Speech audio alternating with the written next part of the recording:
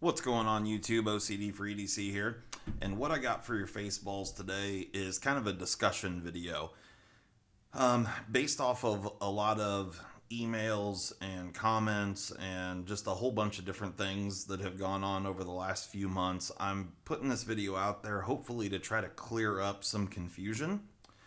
And this all kind of revolves around some of the terms that people are using out there, and maybe some people not fully understanding or just not knowing what the terms mean. And so this all revolves around blade grinds. So I'm not an artist, first and foremost, so let's just get that out of the way right now. However, I drew these three little pictures here really quick just to kind of represent a flat grind, a hollow grind, and a zero grind. And I feel like there's been confusion both ways here. You know, I use terms like thickness behind the edge quite often, and whether a blade is quote unquote slicey or not. And this all revolves around the material or the media that you're cutting. So I feel like people get hung up on the difference between whether something is sharp or something slices well, and those are two different things. So geometry, actually, I was talking to Gerald from Outpost 76 a while back, and he made a comment to me that he had heard from someone else, and I can't remember now who he heard this from, and it might have been Triple B or someone, but they said the geometry of the grind or the blade, the geometry of the blade will tell you how well something will cut, and the composition of the steel and the heat treat will tell you how long it will do that. And so I thought that was a really great comment because it's very, very true. You can have, you know, even if the blade steel is shit and even if the heat treat is shit, if the thing is ground extremely well, then it's going to cut really well. It just may not do it for very long. So, you know, edge retention is something totally different than being quote unquote sharp or slicey. So, just so we're all clear here, you know, when we're talking about thickness behind the edge, what we're measuring is this point behind the secondary bevel or the secondary edge. So the reason I have a zero grind on here is because technically, you know, if you have a true zero grind, so there is no secondary bevel at all, you just have the thickness of the blade and you have a flat grind all the way down to a point, then, you know, whatever it measures right there at the point is its thickness behind the edge, if you will. On a flat grind, like say most Spydercos, most people are familiar, you have this, you know, secondary bevel down here, and I'm kind of exaggerating that, but this is the angle at which you sharpen. And so the secondary bevel, when we measure it right behind that secondary bevel, that's the thickness behind the edge. And the thinner that is, the easier it is going to glide through material. Now, that doesn't mean that it's sharp. You can still have a knife that's very, very thin behind the edge, but isn't sharp. So just because it's thin behind the edge doesn't mean that it is sharp. So actually, today, Neves Knives put a video out, and I think they called it their top 10 sharpest knives or something along those lines. But what they were actually talking about was how slicey a blade was, or the thickness behind the edge, or how thin they were actually behind the edge. And they were, you know, it's stuff like that, and I'm not coming down on them at all. I just feel like that adds to the confusion, because on one hand they're talking about sharpness, and on the other side they're talking about the blade geometry, which are two different things. And even though you could have horrific blade geometry, you could have a really fat, huge, thick ass blade that is, you know, a 1/4 inch blade stock and is 40 or 50 thousandths behind the edge, and you can still make that thing crazy sharp. Now, it's not going to cut through cheese very well, or cut an apple very well, or cut through closed cell foam very well, but you can still make it shave hair or shave phone book paper.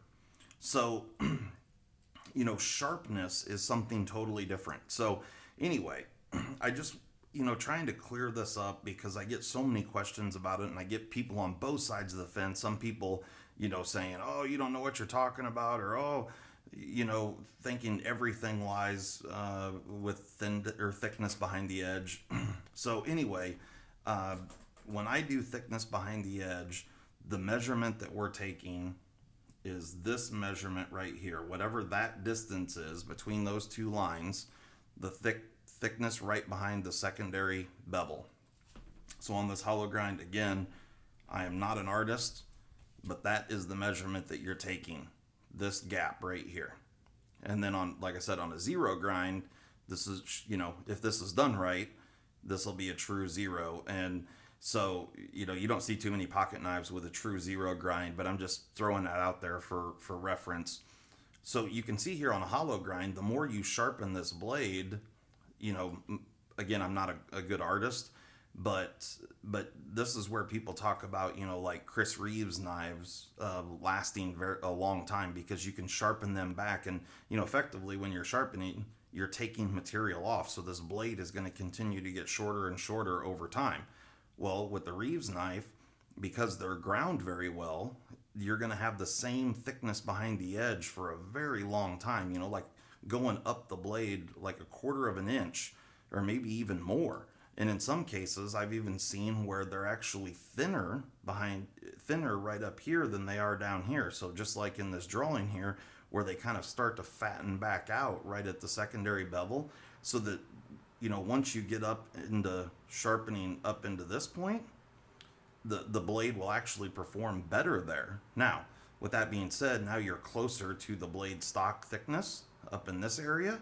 So now you're trying to split material faster over a lesser distance, so it might be counterintuitive. But theoretically, the thinner a blade is behind the edge, the easier it's going to glide through material. Okay, so I've got a few knives here, and I'm going to show you a couple of differences. So everyone is familiar with manly knives at this point, and everyone's heard that they have really good geometry, and they do. This manly peak is no exception to the rule. This one's in 12C27, and this thing is pretty consistently about 10 to 12 thousandths behind the edge, front to back. It's just over 100. I think this is 114 thousandths blade stock. It's a full flat grind, and it is a good performer. And right now, at this point in time, because I use this knife a lot, and I haven't maintained it well, it is not sharp. See this? Oh, I got a sharp spot there.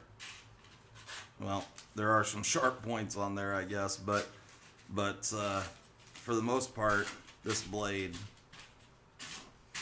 is not sharp. So, great geometry, but bad owner because I haven't stropped that thing up or sharpened it. Here we have another blade that is really, really nice geometry.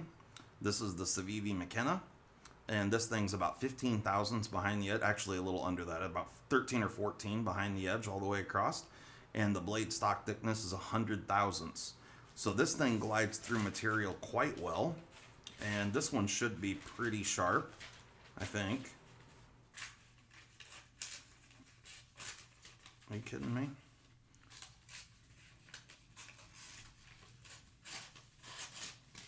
Well, I thought it was. Yeah, there we go. Okay.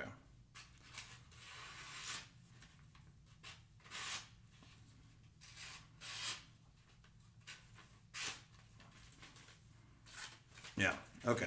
So it's pretty sharp. Actually, I could probably, I'm wearing a sweatshirt, or I was going to say I could shave some arm hair.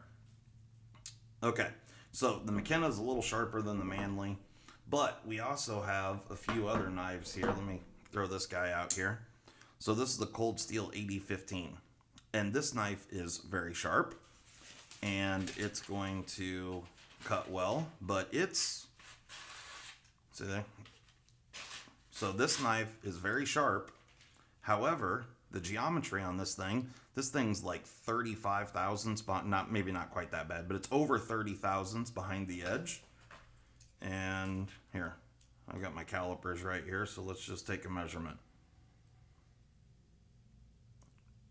Oh, well, right at the back there, 37 thousandths. So it is over 35. Right here, we're 29 thousand, 28 thousandths. So there you go. Somewhere between 30 and 37 thousandths behind the edge. And this blade stock, I'm thinking, is around 150, 149 thousandths. So that's a thick blade on that knife. And here's one that's even thicker. This is actually not my knife. And I don't even know exactly what this knife is at this point, but I grabbed it just because it's huge blade stock. So 180 thousandths blade stock. And behind the edge, it is 30 thousandths right there. Right up here at the height of the belly, 29 thousandths. So anyway, it's thick behind the edge. So I think everyone would agree that these two bigger knives, whatever this thing is, and this cold steel, these do not have as good of geometry for slicing as these two knives right here do. And I'm going to show that to you. So even though both of these knives are very sharp, and I'm pretty sure this knife here is pretty sharp. Let me verify that. Oh. Yeah. So it is definitely sharp. So this is good enough to shave arm hair for sure. So even though these knives are sharp, let me show you what I'm talking about here. And I'm just going to cut something a little thicker. It's just something that I have here with me. And I'm going to cut, I got a piece of cardboard and it's got a little tape on the back side here. So I'm just going to go ahead and cut this. And you can see as I'm going through there, it's trying to split the cardboard apart, and it's kind of smashing the edge of the cardboard. Now, it is sharp, so it's gliding, it's cutting into the cardboard pretty easily, but the thickness of the blade is getting stuck in the material. So you can see right here on this edge, I don't know how well you're going to be able to tell, but it's actually rolled that edge just because of how much pressure it took in there, and it was as it was separating those pieces. So if you can see that, you can see the bend right there on the cardboard. It rolled that edge over. So that was with the cold steel. And this is this big huge knife here. So again, this thing's very sharp, but it's hard to force it through this cardboard. I'm putting not a ton of pressure, but a fair amount of pressure. And you can see that it's rolling that edge over in order to cut. Same thing right here. It rolled that edge over on the cardboard. So it just takes more pressure to get it to go through the cardboard. Now, do this exact same thing with the Civivi McKenna, and this knife glides right through it. Doesn't take nearly as much pressure, and you have a much cleaner edge.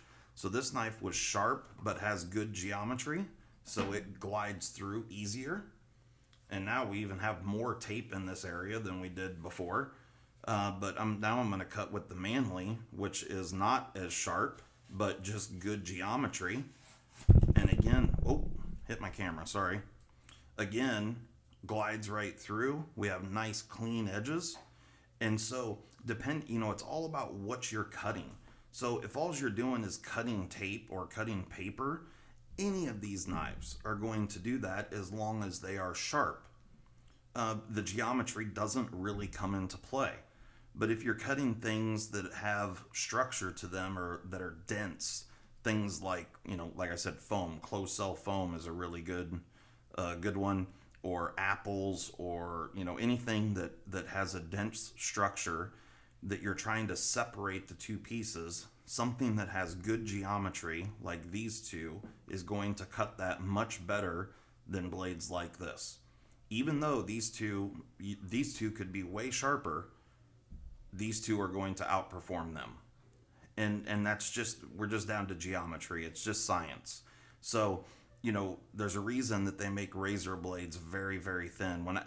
When I say razor blades, I don't mean the kind to shave your face. I mean like utility knife blades. It's because they're meant to cut through dense material, you know, cut drywall and things like that, cut carpet. Those blades are made very, very thin. And even though they start to get dull, they still cut pretty well, depending on what you're trying to cut. Now, if you were trying to shave with one of those, the edge may not last very long. But because the blade is very, very thin all the way through and it's flat on both sides, you know, utility knife blades do not taper like this. They don't get wider at the top. They're straight edges on both sides, and then they just have a primary grind similar to the secondary bevel on a pocket knife. However, pocket knives aren't designed that way because you still need some structure and some strength across the spine of the knife. So, you know, think tools are made for different uses. And when I say things like that, I like something that's thin behind the edge, it's not that I don't like these bigger knives. They're just intended for a different purpose. To me, if you're going to make a great example of this is the Hogue Deca. The Deca or the Benchmade Bug Out, either one, that are great examples of this.